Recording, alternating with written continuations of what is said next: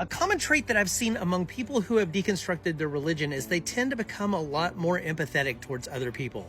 And a lot of that, I think, has to do with the fact that we were taught to be so judgmental when we were religious. Sure, there are a load of people who say that they try and convert people because they love them and just want to see them in the afterlife. But if that person doesn't really want to convert to their religion, then they're kind of outcast. I've had people who've actually cut me out of their life because they didn't want to be associated with a non-believer because maybe somehow I would have the ability to drag them down to hell too. And that's why a lot of Christian parents disown their LGBT kids, because they don't want to associate with something that they think that is detestable in the eyes of their Lord.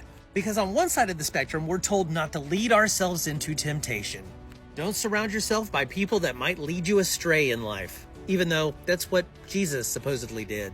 The character of Jesus didn't hang around with perfect people. He hung out with sinners and criminals and prostitutes, and man, they sound a lot more fun. So anyway, when we take a step back from religion and we start to see it from the outside instead of the inside, it takes on a whole different light. It's hard to see something when you're too close to it.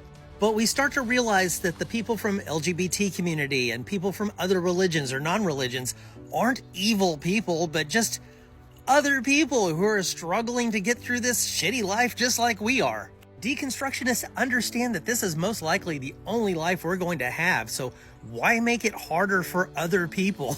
Except for Christians. Make it harder for Christians because turnabout is fair play. Because basically we're taught to follow a God that's basically like a mafia boss. Hey yo, you need to go to church so you can get some protection. Because if you don't go, something bad could probably happen to you. All I'm saying is, it's bad to go against the boss, our God.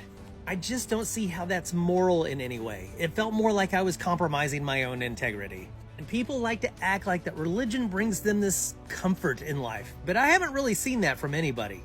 Even the most devout religious person I have ever known has been scared that they weren't good enough to get into heaven.